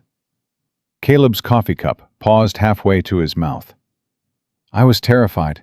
My father had died. My mother was gone. I was raising my siblings alone. I didn't know what to do. Tears slipped down her cheeks. Then the fever came. I was sick for 3 weeks. When it broke, the baby was gone. Ruth. I never told anyone, not even Thomas. I buried that grief so deep, I thought I'd never have to face it again. She looked up at him, eyes raw. Then I went to St. Louis, got a job with the Pattersons. And Mr. Patterson started looking at me, touching me, saying things. Caleb's jaw tightened. I refused him, every time, but he wouldn't stop. And when I threatened to tell his wife, he said he'd destroy me. Said he'd tell everyone I was a whore. Said he had connections who'd swear I'd seduced him. Ruth's voice hardened. So I ran, again, because running was all I knew how to do. Until you came here. Until I came here. Ruth met his eyes. I should have told you. I know that now. But Caleb, I was so afraid. Every man I ever trusted either left me or tried to hurt me. I didn't know how to believe that you were different. Am I? His voice was quiet. Different? You're the best man I've ever known. Ruth's voice broke. And I'm sorry. I'm so sorry I didn't trust you with all of me. Caleb set down his cup, crossed the kitchen, knelt in front of her chair. I ain't angry about your past, he said. I'm angry because you thought you had to carry it alone. I'm angry because Shaw got to use it as a weapon. I'm angry because I wanted to be someone you could tell anything to, and you didn't. I know. But I'm not leaving. He took her hands. I married you for better or worse. This is the worst part. We'll get through it. You still want me? After everything? Ruth, Caleb's voice was fierce. I will always want you. Do you understand? There is nothing in your past, nothing Shaw can dig up, nothing you could tell me that would make me stop loving you. She broke then, completely. Sobbing into his shoulder while he held her, stroked her hair, murmured words of comfort against her temple. No more secrets, she whispered when she could speak again. No more secrets, he agreed, from either of us. What secrets do you have? Caleb pulled back, looking into her eyes. Sarah, my first wife. She didn't just die of fever. Ruth went still. She took laudanum, too much of it. His voice cracked. The doctor said it could have been an accident, but I knew. She was unhappy, isolated. I was always working, always focused on the ranch. I didn't see how much she was suffering until it was too late. Caleb. I blamed myself for years, still do some days. He cupped her face. That's why I've been so afraid of letting you in. I was terrified I'd fail you the same way I failed her. You haven't failed me. I almost did. Last night, when I walked away, you needed time. That's not failing. It felt like it. He pressed his forehead to hers. I never want to make you feel alone, Ruth. Never. Whatever comes, we face it together. Together, she echoed. They held each other in the kitchen as the sun rose higher, two broken people choosing to be whole together. It was Elijah who interrupted them. Boss, his voice was urgent. Riders coming, 6 of them. Caleb was on his feet instantly. Shaw? Can't tell yet, but they ain't friendly. Get Ruth to the cellar. No, Ruth stood, wiping her eyes. I'm not hiding. Ruth, I said no. Her voice was steady now. Whatever this is, we face it together. You just said so. Caleb looked like he wanted to argue. Then he nodded. Stay behind me. If shooting starts, you run. No arguments. They walked out onto the porch together. 6 riders approached in a cloud of dust. At their head was a man Ruth didn't recognize. Tall, weathered, wearing a badge on his chest. Caleb Thornton? The man called. That's me. I'm Sheriff Warren from Cheyenne. Got a warrant for your arrest. Ruth's blood ran cold. On what charges? Caleb's voice was steady. Cattle rustling. Victor Shaw filed a complaint. Says you stole 200 head from his ranch last month. That's a lie. Maybe so, but I got papers that say otherwise. Sheriff Warren dismounted.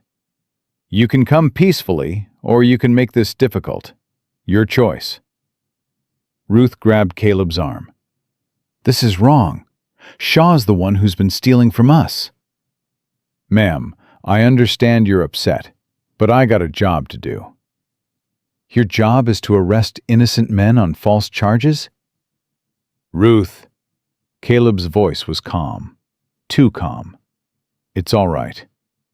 It's not all right. They're going to... I know. He turned to face her. But fighting right now will only make things worse. I'll go with them. You stay here. Contact Harrison in Cheyenne. He'll know what to do. Caleb, I can't let them... You can. You will. He kissed her forehead. I'll be all right. I promise. Sheriff Warren stepped forward with handcuffs. Ruth watched as her husband was led away in chains. Watched as the riders disappeared down the road toward Cheyenne. Watched until there was nothing left to see but dust. Then she turned to Elijah. Saddle my horse. Ruth, saddle my horse. I'm going after them. Caleb said to stay here. Caleb's not here. Ruth's voice was steel. And I'm done letting other people decide my fate. Elijah studied her for a long moment. Then he nodded. I'll get the horse. Ruth rode into Ridgewood like her life depended on it, which it did. She stopped first at the telegraph office, sending urgent messages to Thomas, to Harrison the lawyer, to anyone who might help. Then she went to the general store. Mrs. Thornton? Mr. Henderson looked surprised. Is everything... No, everything is not. Ruth slapped her hand on the counter. Victor Shaw just had my husband arrested on false charges. I need to know who in this town will stand with us. Henderson's face went pale. Arrested? On what? Cattle rustling, which is a lie, as everyone knows. Shaw's been trying to steal our ranch for months. This is just his latest move. Ma'am, I sympathize, but going against Shaw, I'm not asking you to go against anyone. I'm asking you to tell the truth. Ruth leaned closer. Shaw threatened to burn our ranch. He sent shooters to fire at us. He's been spreading lies about me all over town. Now he's fabricated charges to get my husband locked up. How long before he does the same to one of you? Henderson's jaw tightened. My husband stood in the street and declared his faith in me when everyone else was ready to believe Shaw's lies. Now I'm asking this community to return the favor. Silence. Then Henderson nodded slowly. What do you need? Witnesses. Anyone who's seen Shaw's men on our property. Anyone who knows about the fence cutting, the scattered cattle, the threats. Anyone willing to swear to it in a court of law. That's a lot to ask. I know, but it's the only way to beat a man like Shaw. Ruth straightened. I'm going to Cheyenne to fight for my husband.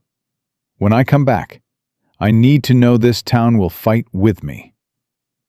She turned and walked out before Henderson could respond. The ride to Cheyenne took 4 hours. Ruth pushed her horse hard, driven by a fear she couldn't name. Shaw had resources. Shaw had connections. If he managed to get Caleb convicted on false charges, she wouldn't let herself finish that thought. Harrison's office was in a small building near the courthouse. Ruth burst through the door without knocking. "Mr. Harrison, my husband's been arrested." The lawyer rose, startled. "Mrs. Thornton, I received your telegram. I'm already working on—" "Work faster. Shaw's going to railroad him if we don't stop it. I understand your concern, but these things take time. We don't have time." Ruth's voice cracked. "Please, Caleb is innocent. Everyone knows Shaw fabricated these charges. There has to be something we can do." Harrison studied her for a long moment. Then he sighed. "There might be one thing, but it's risky." "Tell me." "Shaw's not as untouchable as he thinks. I've been hearing rumors for months about his business dealings, about people he's cheated, threatened, ruined." Harrison pulled out a folder. "If we can get enough of them to testify—" "They're scared. Shaw has power." "Power only works if people believe in it." Harrison handed her the folder. "These are names. People who might be willing to talk if they knew they weren't alone." Ruth looked at the list. 12 names. 12 potential allies. "I need to see my husband first." "The jail's 2 blocks east. Tell them I sent you." Ruth took the folder. "Thank you." "Don't thank me yet. We've got a long fight ahead." The jail smelled like sweat and despair. Ruth was led to a small cell where Caleb sat on a narrow cot, his head in his hands. When he looked up and saw her, something broke in his expression. "Ruth, what are you doing here? Did you really think I'd stay home while they locked you up?" She gripped the bars between them. "I've already talked to Harrison. He has a plan." "Ruth, this is dangerous. Shaw can go to hell." Her voice was fierce. "I'm not losing you, Caleb. Not to him, not to anyone." "You shouldn't have come." "You would have done the same for me." He couldn't argue with that. "Harrison gave me names," Ruth continued. "People Shaw has hurt. If we can get them to testify—" "They won't. Everyone's too scared of him." "Then I'll make them unscared." Ruth's jaw set. "I spent 6 years running from powerful men. I'm done running. It's time to fight." Caleb reached through the bars, touching her face. "You're the strongest person I know." "I learned from you." She pressed her hand over his. "Hold on, Caleb. I'm going to get you out of here." "How?" Ruth smiled grimly. "By doing what I do best. Organizing." The next 3 days were a blur. Ruth visited every name on Harrison's list. Some slammed doors in her face. Some listened but refused to help. But a few, a precious, crucial few, agreed to testify. Mrs. Margaret Cole, whose husband had been driven to suicide after Shaw destroyed his business. Mr. James Whitfield, a former ranch hand who'd witnessed Shaw's men altering brands on stolen cattle. Miss Eleanor Parks, a school teacher who'd overheard Shaw bragging about his plan to break Caleb Thornton. One by one, Ruth built her case. One by one, she chipped away at Shaw's armor of fear. On the 3rd night, she received an unexpected visitor at her hotel. A knock at the door. Ruth opened it to find Mrs. Patterson, the same woman who had sneered at her in Ridgewood, standing in the hallway. "May I come in?" Ruth's jaw tightened. "Why?" "Because I have information you need." Mrs. Patterson's voice was subdued. "About Victor Shaw." Against her better judgment, Ruth stepped aside. Mrs. Patterson entered, looking older and smaller than she had at the church social. I owe you an apology, Mrs. Thornton. I believed Shaw's lies about you. I was wrong. Why the change of heart? Because I found out what he did to my niece. Mrs. Patterson's voice shook. She worked at his ranch 2 years ago. He forced himself on her. When she tried to tell someone, he had her committed to an asylum. Said she was hysterical, delusional. Ruth felt sick. Where is she now? Still there. I only found out last week. I've been trying to get her released, but Shaw has friends everywhere. He won't have friends much longer. Ruth's voice was hard. Will you testify about what he did? If it will help bring him down, I'll do whatever you need. Ruth looked at this woman who had been her enemy just days ago. Why tell me, after everything you said? Because you were right, Mrs. Patterson met her eyes. I don't know you. I judged you on gossip and lies. And while I was busy looking down my nose at you, a monster was destroying innocent lives. Her voice cracked. I can't undo what I did, but I can try to make it right. Ruth extended her hand. Then let's make it right together. The hearing was held on a Saturday. The courtroom was packed. Ranchers from 3 counties, townspeople from Ridgewood, journalists from as far as Denver. Everyone wanted to see the showdown between Victor Shaw and the woman who dared challenge him. Ruth sat behind Harrison, her hands folded, her face calm. Inside, she was terrified. Caleb was brought in wearing chains. Their eyes met across the courtroom. He nodded once. I trust you. She nodded back. I won't let you down. Shaw arrived with a team of lawyers and an expression of supreme confidence. He took a seat without looking at Ruth. Judge Morrison called the court to order. We are here to determine whether sufficient evidence exists to hold Caleb Thornton on charges of cattle rustling. Mr. Prosecutor, you may begin. Shaw's lawyer stood, presenting his case with polished ease. Documents, witness statements, a carefully constructed web of lies. Ruth listened, her stomach churning. It sounded convincing. It sounded real. Then Harrison stood. Your Honor, the defense calls Mrs. Margaret Cole. The widow took the stand, her voice steady, as she described how Shaw had destroyed her husband's shipping business through fraud and intimidation. How he'd laughed when her husband begged for mercy. How she'd found him hanging in the barn 3 months later. Objection! Shaw's lawyer stood. This has nothing to do with the charges against Mr. Thornton. On the contrary, Harrison replied.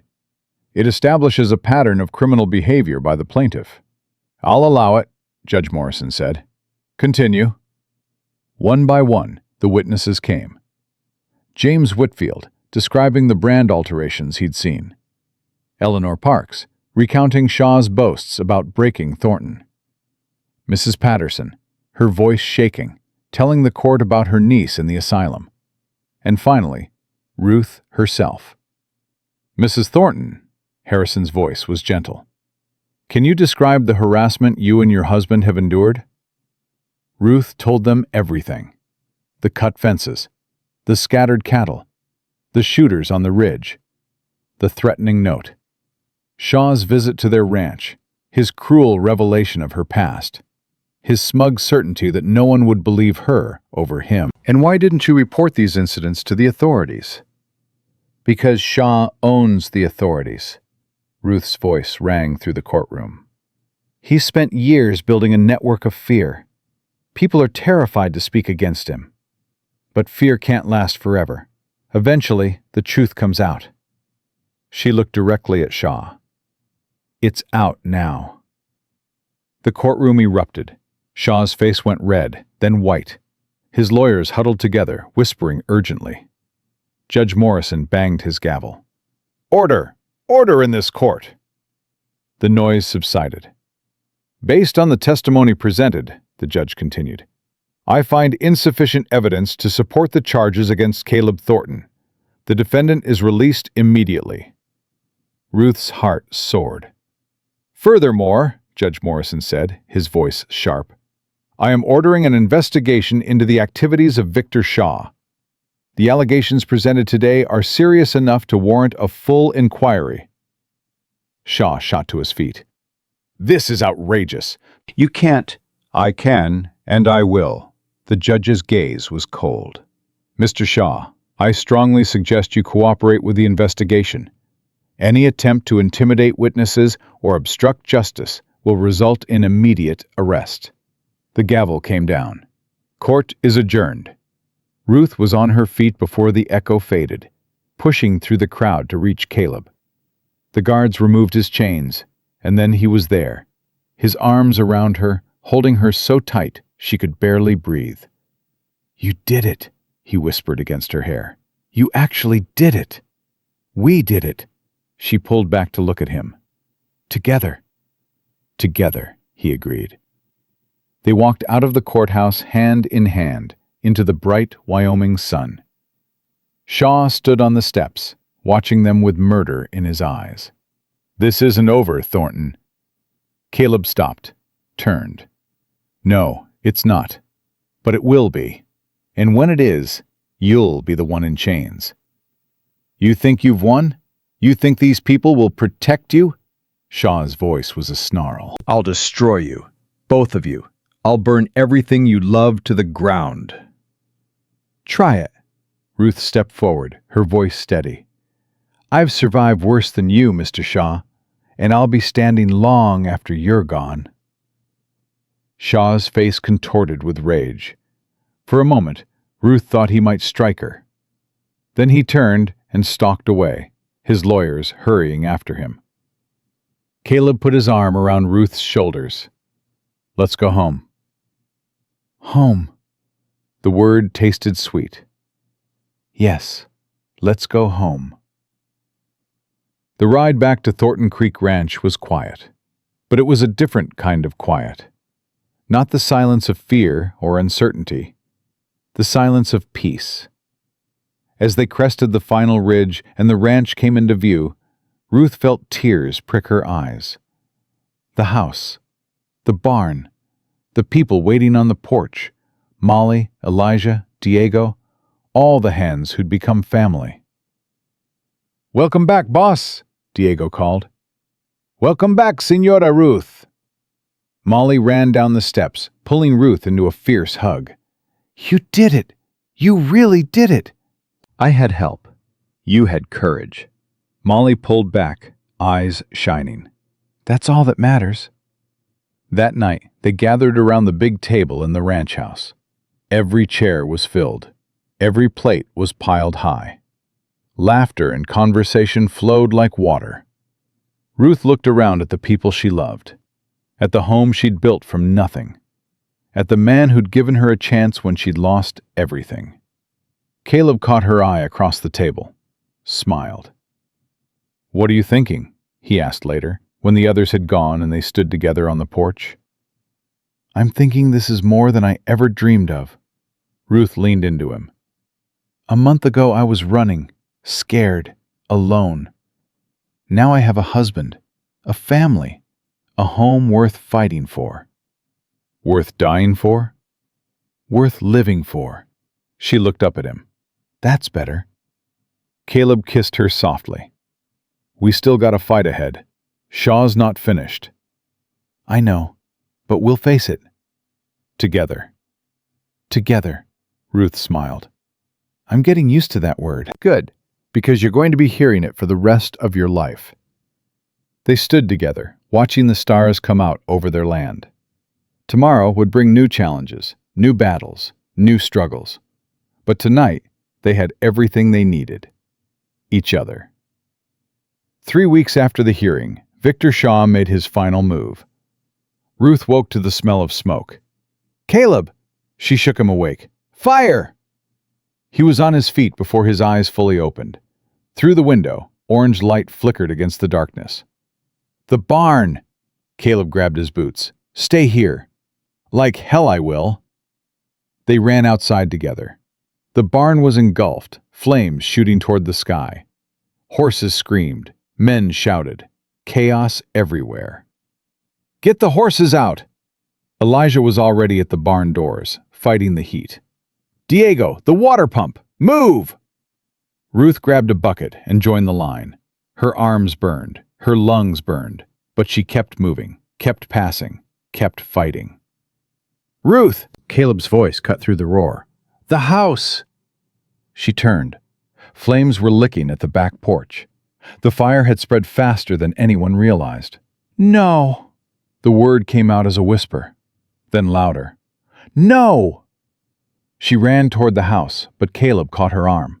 "It's too late. We have to get everyone clear." "Our home, Caleb, everything we built, can be rebuilt." His grip tightened. "You can't. Come on." They retreated to the yard as the flames consumed everything. The barn collapsed first, sending sparks spiraling into the night. Then the bunkhouse. Then, slowly, terribly, the main house. Ruth stood in Caleb's arms, watching their life burn. "Shaw." Her voice was hollow. "This was Shaw." "I know." "He said he'd burn everything." Tears streamed down her face. "He meant it."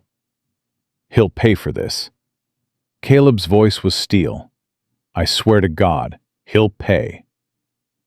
By dawn, nothing was left but ashes and smoke. The ranch hands gathered in a circle, faces black with soot, eyes hollow with shock. Molly wept against Elijah's shoulder.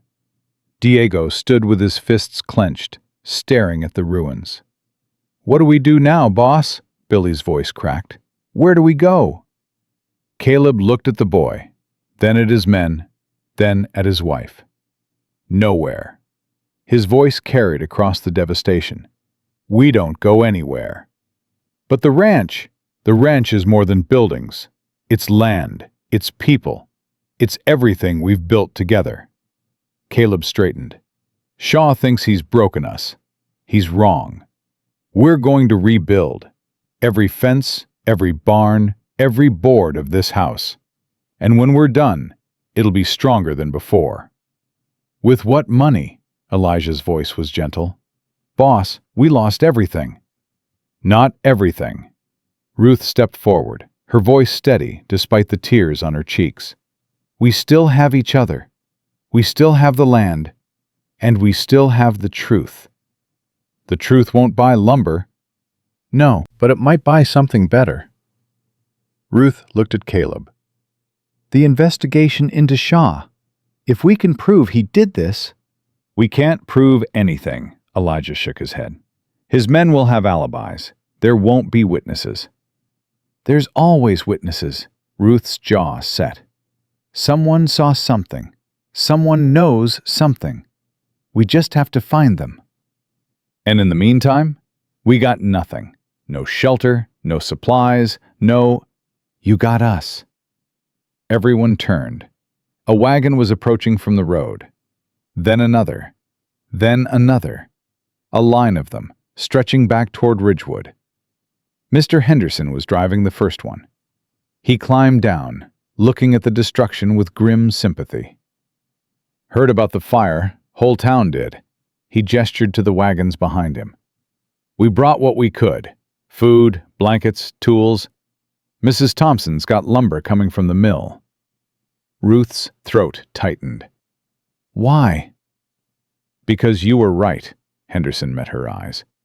"Shaw's been terrorizing this territory for too long. When you stood up to him, you showed us it was possible. We ain't about to let him win now." More wagons arrived, more people. Ranchers who'd been afraid to speak. Townspeople who'd looked the other way. Even Mrs. Patterson, her face set with determination. "I brought medical supplies," she said to Ruth, "and my niece's testimony. She's willing to swear to what Shaw did to her. All of it." Ruth took the older woman's hands. "Thank you." "Don't thank me. Thank yourself." Mrs. Patterson's voice shook. "You showed me what courage looks like. It's the least I can do." By noon, a small city of tents had sprung up around the ruins. People worked side by side, ranchers and townspeople, former enemies now united. The sound of hammering filled the air. Caleb found Ruth standing apart, watching it all with wonder. "You did this," he said quietly. "We did this." "No." He turned her to face him. "I was ready to give up. After Sarah died, after Shaw started his campaign, after everything. I was ready to walk away. You're the one who made me fight. You're the one who showed this whole community what was worth fighting for. I just did what needed doing. That's exactly what makes you extraordinary." Caleb kissed her forehead. "I love you, Ruth Thornton." "I love you too." She leaned into him. "Now let's go help rebuild our home." The news about Shaw came 3 days later. Sheriff Warren rode into what was left of the ranch, his face grim. "Thornton, Mrs. Thornton, we need to talk." Ruth's stomach clenched. "What happened?" "Victor Shaw is dead." The world stopped. "Dead?" Caleb's voice was flat. "How?" "Shot. In his own home. Last night." Warren dismounted. "His foreman found him this morning." "Who did it?" "That's what I'm here to find out." Warren's eyes were sharp. "Where were you last night, Thornton?" "Here, rebuilding, with about 50 witnesses." "Mrs. Thornton?" "Same." Warren nodded slowly. "I figured, but I had to ask." He pulled a folded paper from his pocket. "We found this in Shaw's office. Thought you should see it." Ruth took the paper. It was a letter, written in Shaw's own hand. "To whoever finds this, if you're reading this, I'm probably dead. I've made too many enemies to survive much longer. But before I go, I want the truth known. I set the fire at Thornton Creek Ranch. I ordered the shooters. I fabricated the cattle rustling charges. I destroyed anyone who stood in my way, including the women I took advantage of. I'm not apologizing. I'm not asking for forgiveness. I'm just stating facts, because the truth should survive even when I don't. Victor Shaw." Ruth's hands trembled as she finished reading. "He confessed," she whispered. "Everything." "More than that." Warren's voice was heavy. "We found records in his safe. Every bribe, every threat, every crime. Enough to put half a dozen of his associates behind bars." "And the fire? The damage to our ranch?" "His estate will be seized. There'll be restitution." Warren paused. "It won't bring back what you lost. But it's something." Caleb took the letter from Ruth's shaking hands, read it twice. "Who killed him?" "We don't know yet. Might never know. Man like Shaw had enemies everywhere." Warren mounted his horse. "I'd say justice was served, one way or another." He rode away, leaving Ruth and Caleb alone with Shaw's confession. "It's over," Ruth said, her voice strange and distant. "It's really over." "Yeah." Caleb pulled her close. "It's over." But Ruth couldn't quite believe it. After months of fear, months of fighting, the monster was simply gone, killed by his own darkness. "I don't know how to feel," she admitted. "You don't have to know right now." Caleb stroked her hair. "You just have to keep breathing. The rest will come." 2 weeks later, the investigation results came in. Shaw's killer was one of his own men, a ranch hand named Cooper, who'd been forced to participate in the fire at Thornton Creek. Turns out, Cooper's sister had been engaged to a man Shaw had ruined years before. The man had killed himself. Cooper had waited years for revenge. "Justice," Elijah said when he heard, "comes around eventually." "Doesn't feel like justice." Ruth stared at the telegram. "Feels like more violence." "Sometimes that's all there is." Molly put her arm around Ruth. "The important thing is, you're safe now. You can finally stop looking over your shoulder." Safe. The word felt foreign in Ruth's mouth.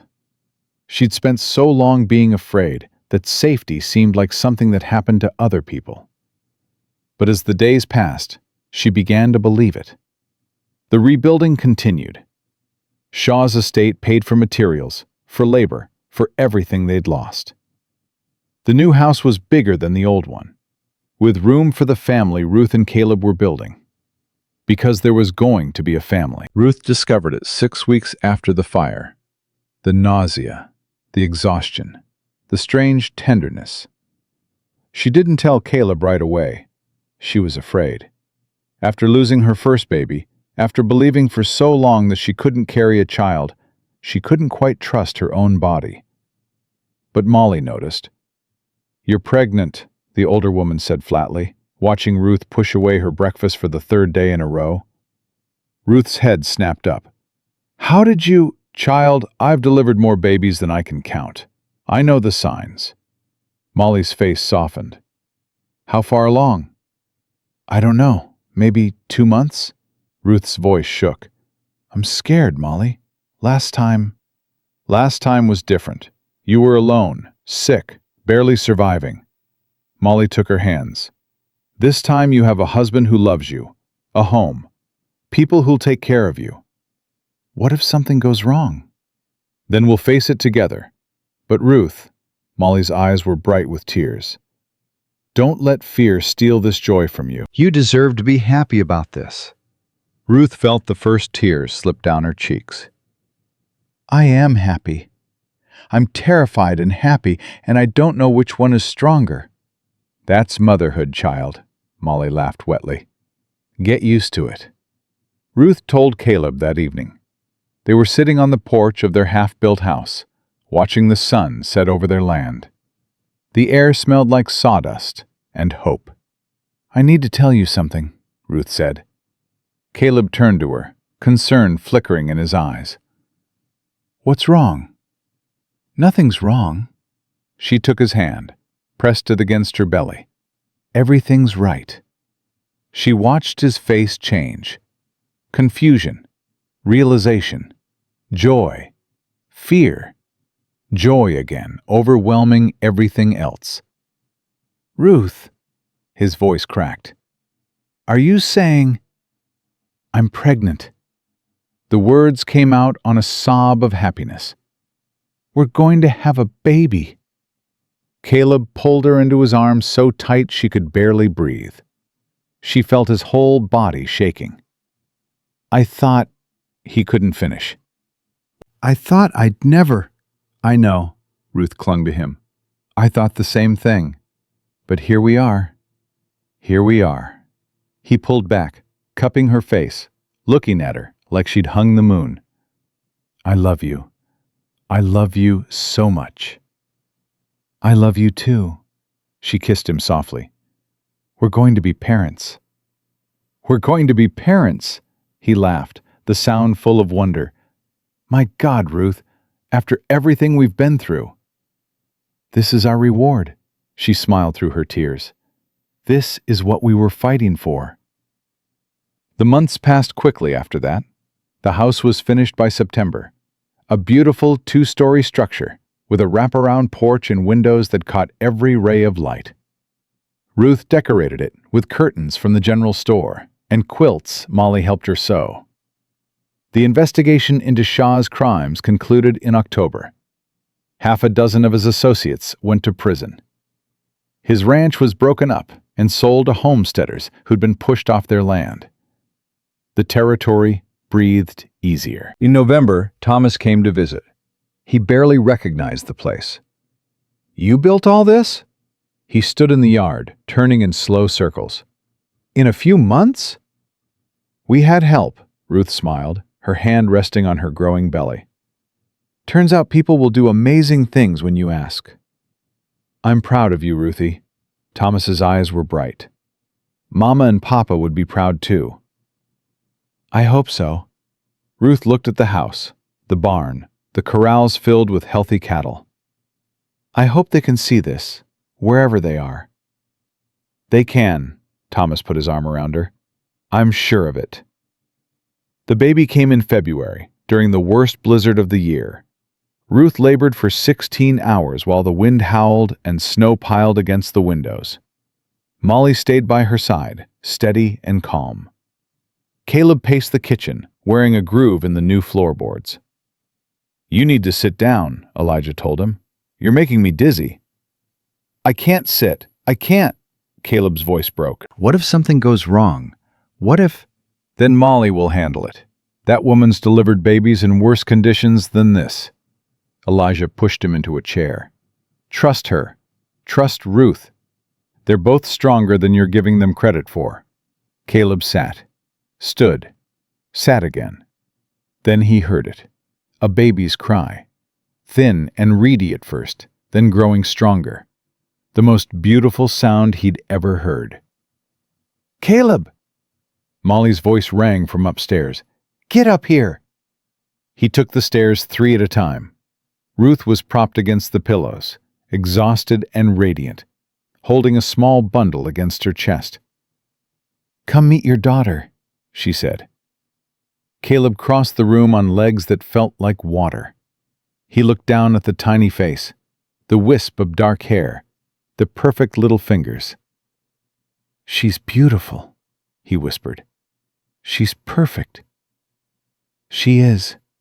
Ruth's eyes were wet. "I want to name her Sarah, after your first wife, if that's all right." Caleb's throat closed completely. He couldn't speak, could only nod. "Sarah Ruth Thornton," Ruth murmured, looking down at their daughter. "Welcome to the family." Caleb sat on the edge of the bed, his arm around his wife, looking at the miracle they'd created together. Outside, the blizzard raged.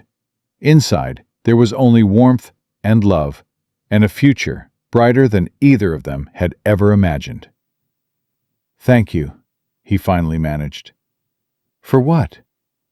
"For everything. For coming here. For staying. For fighting." He kissed her temple. "For giving me a reason to believe in tomorrow." "You gave me the same thing." Ruth leaned into him. "We saved each other, Caleb." "Yeah," he smiled, watching their daughter sleep. "I guess we did." 5 years later, Ruth stood on the porch of Thornton Creek Ranch, watching her family. Sarah, now a bright-eyed 5-year-old, chased chickens around the yard while her 3-year-old brother James toddled after her. Caleb worked nearby, repairing a fence, keeping one eye on the children. The ranch had grown. More cattle, more hands, more buildings. What had been rebuilt from ashes was now the largest spread in 3 counties. But more than the buildings, more than the land, Ruth was proudest of what couldn't be measured. The community they'd built, the lives they'd touched, the people who'd found hope on Thornton Creek. Diego had married last spring. He and his wife lived in the foreman's cabin now that Elijah and Molly had retired to a small house they'd built at the edge of the property. Thomas visited twice a year, bringing news from Ohio and gifts for his niece and nephew. Mrs. Patterson had become an unexpected friend, helping Ruth start a school for ranch children and working tirelessly to reform the territory's treatment of women. And Shaw's niece, the one who'd been locked in the asylum. She lived on the ranch now, helping Molly in the kitchen, slowly healing from her ordeal. "Mama! Mama, look!" Sarah ran up, holding something in her cupped hands. "I found a butterfly!" Ruth knelt down to look. A monarch, its wings orange and black, resting trustingly in her daughter's palms. "It's beautiful, sweetheart, but we should let it go, don't you think? It has places to fly." "But I want to keep it." "I know, but some things aren't meant to be kept." Ruth stroked her daughter's hair. "Some things are meant to be free." Sarah considered this with the gravity only a 5-year-old could muster. Then she opened her hands and watched the butterfly spiral up into the blue sky. "Bye-bye, butterfly." "Bye-bye." Ruth kissed her daughter's forehead. "Now go wash up. Dinner's almost ready." Sarah ran off, James stumbling after her on his short legs. Ruth stayed where she was, watching them go. Caleb appeared beside her, slipping his arm around her waist. "What are you thinking?" "I'm thinking about how far we've come." Ruth leaned into him. 6 years ago, I was running for my life. I had nothing. No home, no family, no hope. And now? Now I have everything. She looked up at him. Everything I ever wanted, and more than I ever dreamed. Me too. Caleb kissed her softly. You know what I thought, the day you stepped off that stagecoach? What? I thought you were the most stubborn-looking woman I'd ever seen. He grinned at her mock outrage. And I thought, that one's going to be trouble. Was I wrong? Ruth laughed. No, you weren't wrong at all. Best trouble I ever got into. Caleb Thornton. Ruth Thornton. They stood together, watching their children play, watching the sun begin its slow descent toward the mountains. Behind them stood the house they'd built from nothing. Around them stretched the land they'd fought to keep. Before them lay a future they'd earned through tears and courage and love. Mama! Papa! Dinner! Sarah's voice rang across the yard. Coming! Ruth called back, but she didn't move. Not yet. One more minute, she said to Caleb. I just want one more minute of this. We've got a lifetime of minutes. I know, but this one is special. Ruth smiled, her heart full. This is the minute I realized I'm finally home. Caleb pulled her closer. Welcome home, Ruth. Welcome home, Caleb. They walked toward the house together, toward their children's laughter and the smell of Molly's cooking, and the warmth of a family gathered around a table. 6 years ago, a desperate woman had answered an advertisement from a lonely rancher. She'd come west looking for escape and found something far more precious. A man who loved her, children who needed her, a community that stood with her, and a home that no fire, no enemy, no force on earth could ever take away. Because home wasn't a building. Home was the people who held your heart. Ruth Brennan had spent her whole life running. Ruth Thornton had finally found a place worth staying, and she would never run again.